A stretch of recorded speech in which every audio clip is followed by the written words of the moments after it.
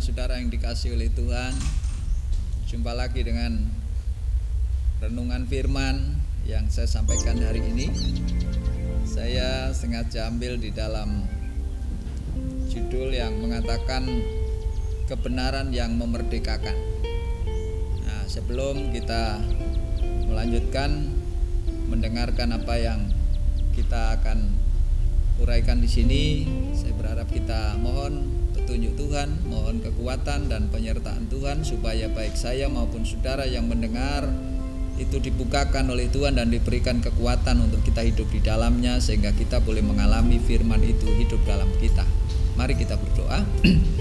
Bapa di surga, kami naikkan sembah, hormat dan syukur kami kepadamu buat kasih karuniamu yang berlimpah-limpah, mengasihi kami, menunjukkan jalan kepada kami dan menolong kami dalam segala keadaan. Bagi banyak orang yang belum memahami jalan-jalan-Mu, kiranya Tuhan berkenan melalui apa yang Tuhan sampaikan kepada kami hari ini, kiranya terang Tuhan terbit sehingga segala persoalan yang kami hadapi selalu ada pertolongan dan jalan Tuhan.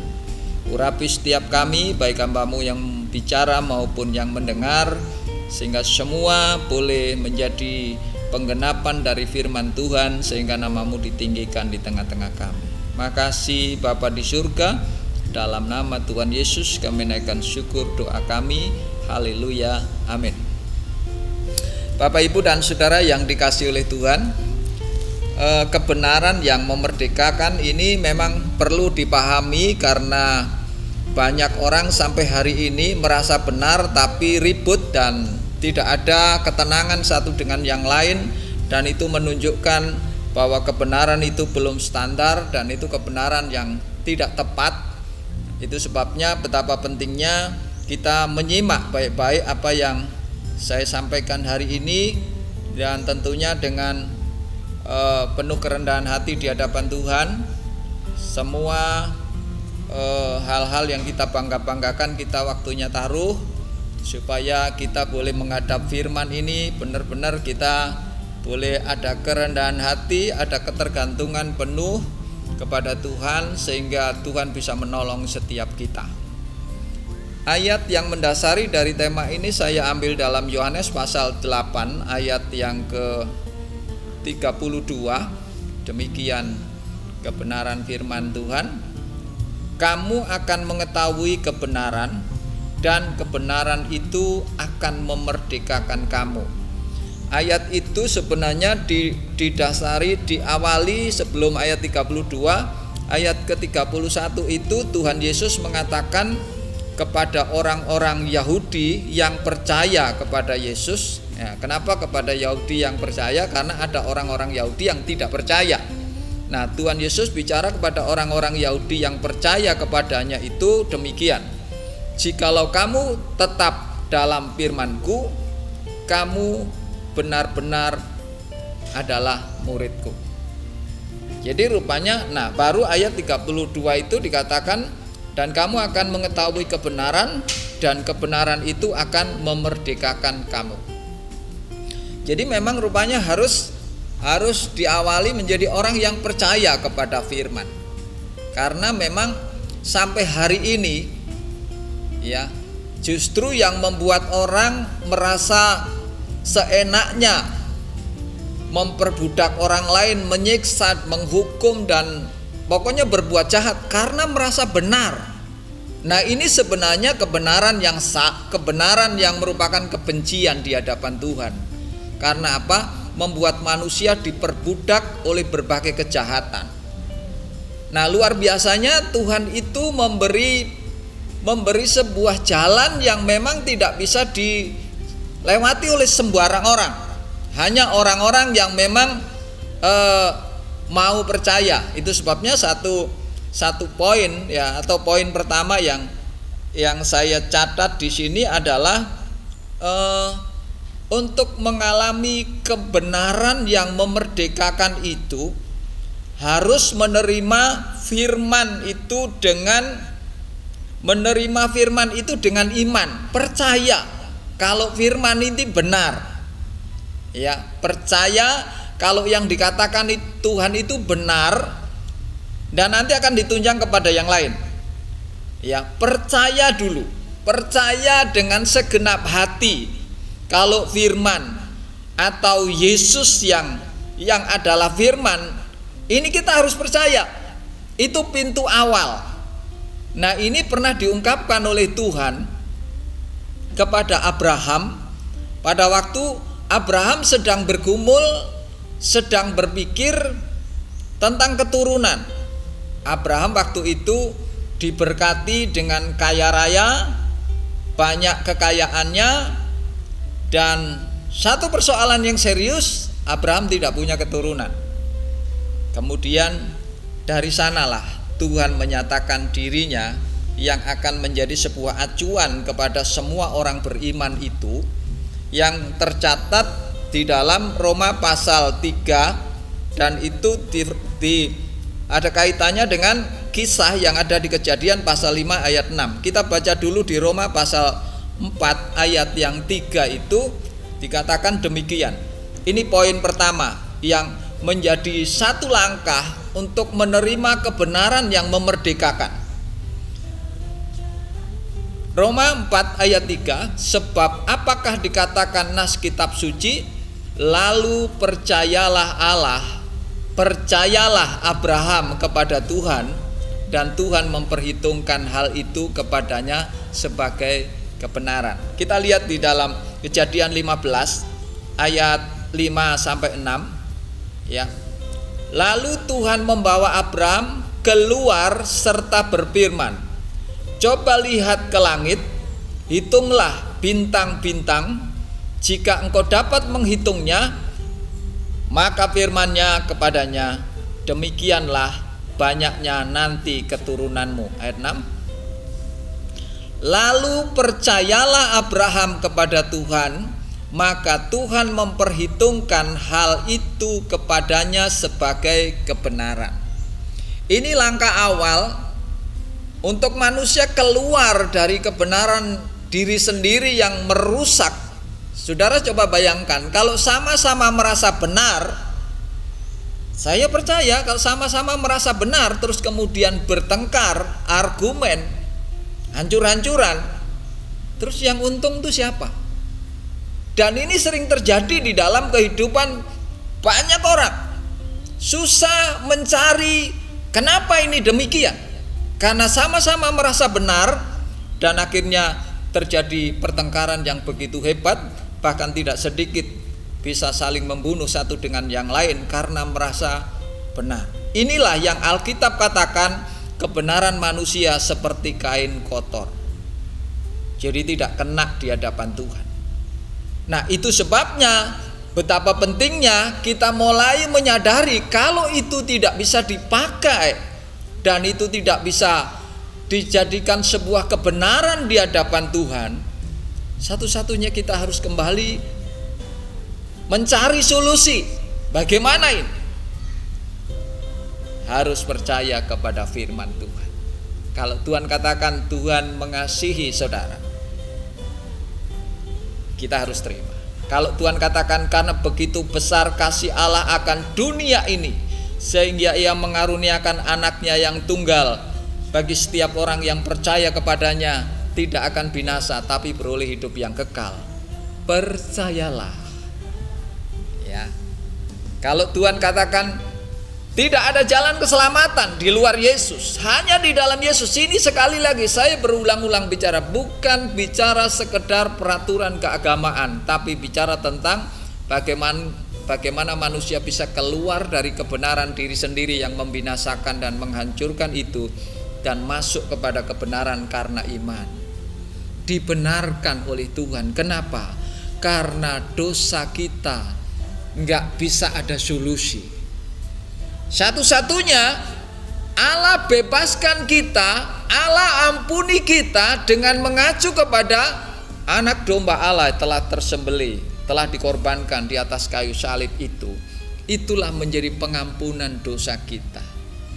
Ya, seperti Abraham tadi katakan, waktu Allah berkata dalam kondisi yang dihadapi oleh Abraham, istrinya sudah tua, Abraham sudah tua, sudah tidak haid lagi, sudah enggak subur lagi. Kok Allah berkata, mari kita keluar, lihat bintang di langit itu. Kalau kamu bisa menghitung bintang di langit itu, sebanyak itulah keturunanmu. Abraham sebagai manusia normal berpikir, istriku sudah enggak haid, secara biologis tidak bisa. Tapi karena Abraham memiliki sebuah keyakinan, bagi Allah, Tuhan yang menciptakan langit dan bumi, tidak ada yang sulit.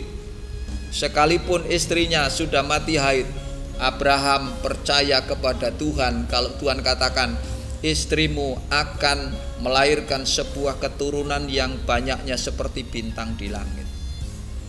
Nah, waktu Abraham katakan, ya Tuhan, aku percaya, Tuhan memperhitungkan itu sebagai kebenaran.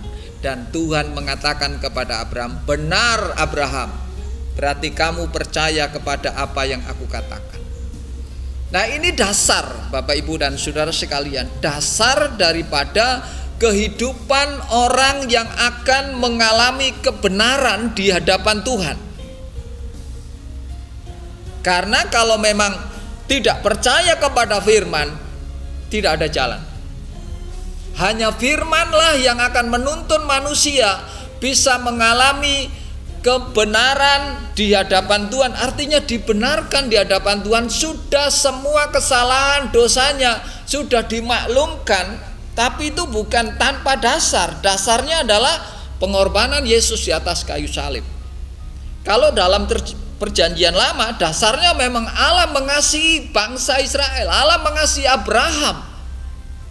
Allah memanggil Abraham keluar dari keluarganya ke suatu tempat yang Abraham sendiri tidak tahu, dan Abraham nurut sama Tuhan. Tidak banyak alasan. Dan taat kepada Abraham, taatnya Abraham kepada Tuhan, inilah sebenarnya yang menjadi keteladanan bagi semua orang beriman di muka bumi. Ya, kenapa? Karena memang kalau manusia tidak percaya kepada firman, ya, hidupnya tidak akan terarah. Mau sehebat apapun, sekaya apapun, cepat atau lambat akan layu dan gugur dan binasa tanpa sasaran. Tapi pada waktu mulai mempercayakan dirinya kepada firman, percaya kalau firman ini benar, sekalipun itu seolah-olah menurut analisa kita sulit. Menurut analisa kita sulit, justru pada waktu kita sadar itu sulit, kita merendahkan diri di hadapan Tuhan. Mohon kekuatan untuk kita bisa percaya. Ya, itu poin yang kedua. Jadi kalau kita tahu bahwa tidak ada jalan lain yang akan membawa manusia ini dibenarkan oleh Tuhan. Kalau dibenarkan itu sama dengan dianggap tidak bersalah lagi, dimaklumi oleh Tuhan, disayang oleh Tuhan, itu artinya demikian. Ya. Jadi kalau orang sudah merasakan bagaimana Tuhan sayang kepada dia, kepada kita, masa sih kita mau jahat sama orang? Nggak mungkin. Karena kasih yang Tuhan berikan kepada kita, waktu kita rasakan, itu akan membawa kepada perubahan menjadi lebih baik. Ya. Nah, itu sebabnya Bapak Ibu dan Saudara sekalian, kita semua ini terus belajar, karena memang jalan Tuhan itu bukan sekedar pengetahuan tentang firman, tapi sebuah kehidupan yang nyata yang memerdekakan kita. Jadi langkah kedua tadi, yang pertama kita menerima kebenaran firman itu dengan iman, percaya kepada firman itu dengan segenap hati. Mengingat percaya kepada firman itu dengan segenap hati itu tidak gampang, ya. Banyak orang itu mengatakan firman Tuhan itu sulit.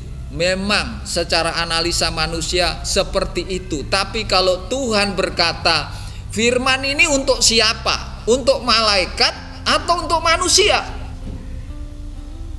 Saya percaya firman ini untuk manusia, bukan untuk malaikat. Tapi pertanyaannya, kenapa sulit? Itulah sebabnya memerlukan kasih karunia Allah, memerlukan kemurahan Tuhan. Karena tidak semua orang bisa percaya, tidak semua orang bisa mengerti tentang firman ini. Makanya langkah kedua saya bilang perlu memiliki sebuah ketergantungan penuh setiap saat, yaitu hidup dalam kerendahan hati dalam segala keadaan. Ayatnya yang saya ambil di dalam Yakobus pasal 4 ayat yang ke-6 itu. Jadi Allah itu membenci orang yang congkak, menentang orang yang congkak, tetapi mengasihi orang yang rendah hati. Kalau ada orang mengatakan, "Pak, saya tahu Tuhan itu mengasihi semua orang," betul. Tapi orang sombong itu kan sama dengan melawan Tuhan. Orang congkak itu sama dengan melawan Tuhan. Kenapa? Nggak percaya kepada firman-Nya. Kalau nggak percaya kepada firman-Nya, saudara, satu fakta yang kita bisa jadikan sebuah perbandingan adalah waktu saudara memikirkan sesuatu yang baik dan saudara sudah siapkan, kemudian saudara tawarkan kepada orang, terus orang nggak percaya kepada saudara, sedangkan orang itu menurut saudara kalau nggak saudara tolong hancur masa depannya, bahkan bisa mati dalam waktu sangat dekat. Terus kemudian saudara menyiapkan sebuah pertolongan kepada orang itu, terus orang itu nggak percaya, kayak apa? Paling tidak saudara kasihan. Terus berikut, saudara tahu bahwa orang itu pasti hancur. Demikianlah Tuhan menyediakan jalan, menyediakan firman untuk dipercayai ini, supaya orang mengetahui kebenaran yang Allah mau. Kemudian setelah mengalami kebenaran itu, orang itu mengetahui kebenaran itu, mengetahui bahwa ternyata Allah membenarkan orang-orang itu, mengetahui kalau Allah itu membenarkan saudara di dalam Yesus, maka saudara akan mengalami ketenangan. Itu yang disebut memerdekakan. Memerdekakan dari apa? Manusia ini sebelum mengalami kemerdekaan yang Tuhan anugerahkan itu, manusia ini berada di bawah perbudakan dosa. Nggak bisa keluar dengan kekuatannya sendiri. Dengan kelemahan, kekurangannya nggak bisa menghadap Tuhan kalau tidak mendapat kemurahan dari Tuhan. Nggak bisa. Ya, betapa pentingnya manusia itu kalau sudah mengalami pembenaran oleh Tuhan. Ya, ada ayat lain yang mengatakan, berbahagialah orang-orang yang dosanya diampuni oleh Tuhan dan pelanggaran-pelanggarannya tidak diperhitungkan. Apa di situ Allah tidak adil? Bukan itu maksudnya. Orang yang datang kepada Tuhan dengan penuh kerendahan hati, mohon pengampunan, Tuhan akan ampuni, tapi harus mengubah kehidupannya menjadi lebih baik terus menerus. Bukan hanya sebentar bikin dosa, minta ampun, datang lagi pada Tuhan, minta ampun lagi, bikin dosa lagi yang sama. Itu tidak seperti itu maksudnya. Tapi merendahkan diri kepada Tuhan, mohon solusi, mohon jalan keluar, mohon kemurahan Tuhan, itu yang Tuhan suka. Dan itu tidak ada di luar Yesus. Ya, itu sebabnya betapa pentingnya kita ini hidup setiap hari, ya. Minta kekuatan kepada Tuhan dalam keadaan rendah hati itu. Alasan apapun sebenarnya kalau kita sadar kita di hadapan Tuhan, tidak ada yang perlu kita banggakan di hadapan Tuhan itu. Tidak ada. Ya, cepat atau lambat manusia ini akan tahu bahwa segala sesuatu yang di bumi ini tidak bisa menolong dan tidak bisa dibawa kepada kekekalan.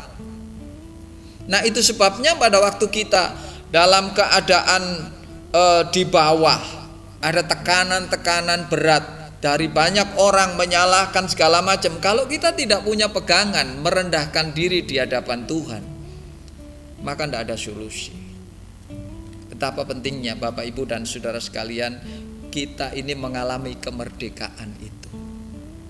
kemerdekaan dari hawa nafsu kita yang seringkali kalau disinggung marah sampai sakit kepala, sampai sakit perut marahnya.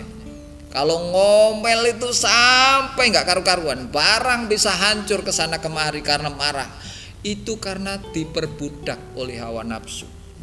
Hawa nafsu itu banyak, hawa nafsu rakus makan, serakah kedudukan, serakah penghormatan. Itu semua perbudakan yang sedang memenjarakan manusia. Dan orang itu tidak bisa tenang kalau masih berada dalam keadaan itu. Betapa pentingnya sekalipun kita menghadapi berbagai tekanan, keadaan apapun, tetap tenang di hadapan Tuhan. Sebab seperti firman mengatakan bahwa pertolonganku adalah dari Tuhan yang menciptakan langit dan bumi. Dahsyat, ya. Jadi kalau kita tahu bahwa pertolongan, kekuatan kita, perlindungan kita, Tuhan yang menciptakan langit dan bumi, itu hebat. Dalam segala keadaan kita tahu siapa sebenarnya yang menjadi garansi hidup kita di muka bumi dalam segala keadaan. Kalau kita sudah menemukan Tuhan dan kita telah merasakan kemerdekaan itu, mulai mengalami pemulihan. Selama ini diperbudak oleh banyak hal, perkara-perkara di bumi ini, mulai mengalami kemenangan sedikit demi sedikit. Itu luar biasa. Itulah tujuan Tuhan, menebus kita dari kutuk dosa itu, sehingga apa? Kita dijadikan anak-anak Allah dalam segala keadaan. Makanya ada ayat yang mengatakan mengucap syukurlah dalam segala hal, sebab itu yang dikehendaki Allah dalam Kristus Yesus bagi kamu. Jadi kalau orang sudah bisa mengucap syukur dalam segala hal dengan tulus, tidak diperbudak oleh harus ada makanan enak, ya, harus mewah, harus dihormati. Kalau kita sudah keluar dari keadaan itu dan kita bisa hidup apa adanya, dan kita bersyukur kepada Tuhan, kita bisa bersuka cita dalam segala keadaan karena Tuhan sangat mengasihi kita dan itu kita rasakan setiap hari. Itu dahsyat. Inilah yang Allah maksudkan di dalam manusia diciptakan oleh Tuhan itu. Tuhan tidak pernah menciptakan manusia untuk dirusak, tapi karena ketidaktaatan manusia itu sendirilah yang membuat manusia itu rusak dan hancur dan binasa. Tapi bukan berarti Tuhan diam. Tuhan menyediakan pertolongan. Tapi persoalannya manusia itu sendiri yang menentukan pilihan, mau ikut jalan mana. Ya. Saya bangga dengan Tuhan karena memang Tuhan sangat mengasihi saya, dan itu sebabnya saya punya tugas untuk mengingatkan dan memberitahu kepada semua orang. Sekalipun di sisi lain saya punya kelemahan, punya kekurangan, dan saya tahu kelemahan dan kekurangan tidak menekan dan menyalahkan dan menyiksa saya. Kelemahan dan kekurangan yang ada dalam diri saya akan memacu saya untuk datang kepada Tuhan, memohon pertolongan, dan saya percaya karena Tuhan mengasihi saya, Tuhan pasti memberi kekuatan untuk membuat saya mengalami perubahan menjadi lebih baik. Ya. Nah, poin yang ketiga adalah terus belajar melihat kehadiran Tuhan dalam setiap keadaan. Ini tidak gampang kalau kita tidak mau melatih hidup kita setiap hari. Terus belajar selalu melihat kehadiran Tuhan dalam setiap keadaan. Kenapa ayat ini, poin ini penting? Nanti saya ambil di Roma pasal 8 ayat 28. Ayat ini favorit bagi orang-orang aktivis dalam kekristenan. Ya, Allah turut bekerja dalam segala sesuatu. Kita tahu sekarang bahwa Allah turut bekerja dalam segala sesuatu untuk mendatangkan kebaikan bagi mereka yang mengasihi Tuhan, yaitu mereka yang terpanggil sesuai dengan rencana Allah. Perhatikan penekanannya di sini, yaitu bagi mereka yang terpanggil sesuai dengan rencana Allah, bukan bagi semua orang. Karena faktanya adalah banyak orang selalu senang dan hobi tidak melihat kehadiran Tuhan dalam setiap persoalan, tapi melihat kesalahan orang lain, melihat kekurangan orang lain, menyalahkan orang lain, menyalahkan keadaan, bahkan parahnya bisa demo dengan anarkis. Ini kan sebuah respon yang sesat sebenarnya. Ya. Nah, bagi orang-orang yang sudah mulai menerima kebenaran dengan iman tadi, yang meneladani contoh sikap Abraham dalam menghadapi kasus tentang keturunan itu, percaya kepada Tuhan sebagai penjamin dari hidupnya, sebagai pribadi yang memberi solusi dalam setiap persoalan. Abraham percaya kepada Tuhan dengan segenap hati. Makanya Abraham dibenarkan. Nah, demikian juga kita sebagai generasi yang disebut keturunan Abraham, seperti bintang-bintang di langit. Itu orang beriman. Ya. Keturunan Abraham itu Alkitab katakan ada dua jenis, seperti bintang di langit dan seperti pasir di laut. Anaknya Abraham itu. Pasir di laut bicara tentang orang-orang yang sekedar menjalankan kegiatan keagamaan tapi tidak memiliki kebenaran, tidak mengerti kehendak Tuhan. Banyak orang rajin keagamaan tapi mereka tidak mengerti kebenaran, sehingga mereka tetap menjadi budak dosa dan hidup dalam hawa nafsu dosa yang saling merusak satu dengan yang lain, dan itu akan terjadi sampai dunia ini akhir. Itu sebabnya mari kita lebih waspada. Kita harus menentukan jalan. Kalau kita sampai hari ini banyak diperbudak oleh sesuatu yang membuat kita menjauh dari Tuhan, mari kita mengambil langkah-langkah supaya kebenaran yang Tuhan sediakan ini bisa membawa kita menjadi merdeka, tidak diperbudak oleh hal-hal yang membinasakan kita, dan bahkan kita bisa menjadi senjata kebenaran. Ya. Sekali lagi poin yang ketiga ini yang saya rindu untuk kita diterangi oleh Tuhan. Kalau kita belajar dalam segala keadaan, mau sulit, mau senang, mau berhasil atau mau gagal, karena manusia tidak bisa menentukan jalannya. Mau sulit, mau gampang, mau berhasil atau mau gagal, dihormati maupun dicela, maupun diejek, disakiti, difitnah. Kalau kita mampu melihat kehadiran Tuhan dalam setiap persoalan itu, kita adalah orang-orang yang merdeka. Ya. Betapa pentingnya kita mengalami kebenaran yang memerdekakan ini. Ya. Sekalipun sampai dikatakan 1000 lebah di sebelah kita, 10.000 lebah di sebelah kita, Alkitab mengatakan kita hanya menonton. Artinya kita nggak ikut rebah.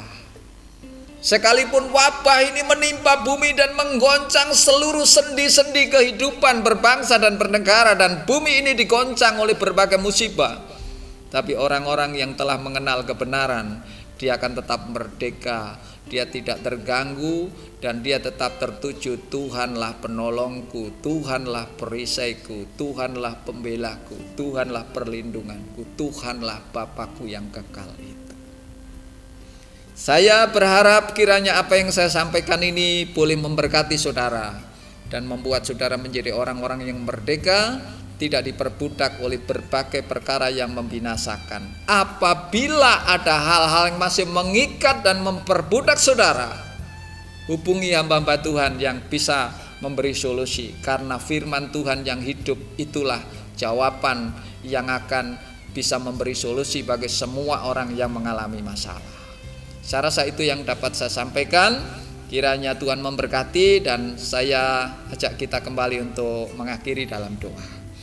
Bapa di surga, kami persembahkan ke dalam tangan-Mu firman yang telah kami dengar ini, yang daripadamu ini kiranya bekerja dengan baik dan sempurna, membawa hasil, yaitu memerdekakan banyak orang yang mendengar kebenaran firman-Mu, baik melalui tayangan ini maupun melalui berita-berita kebenaran yang disampaikan di seluruh muka bumi ini. Kiranya membawa umat-Mu sebanyak-banyaknya mengalami kelepasan, kemerdekaan, yang daripada Tuhan, sehingga mereka dan kami semua umat-Mu boleh bersuka cita, karena memang benar Engkau baik, amat baik dan sangat baik. Terpujilah nama-Mu Tuhan. Terima kasih, kami kembalikan segala hormat, syukur, hikmat, kekuatan hanya kepada Bapa di surga yang mengasihi kami. Di dalam nama Tuhan Yesus Kristus kami naikkan syukur doa kami. Haleluya, amin.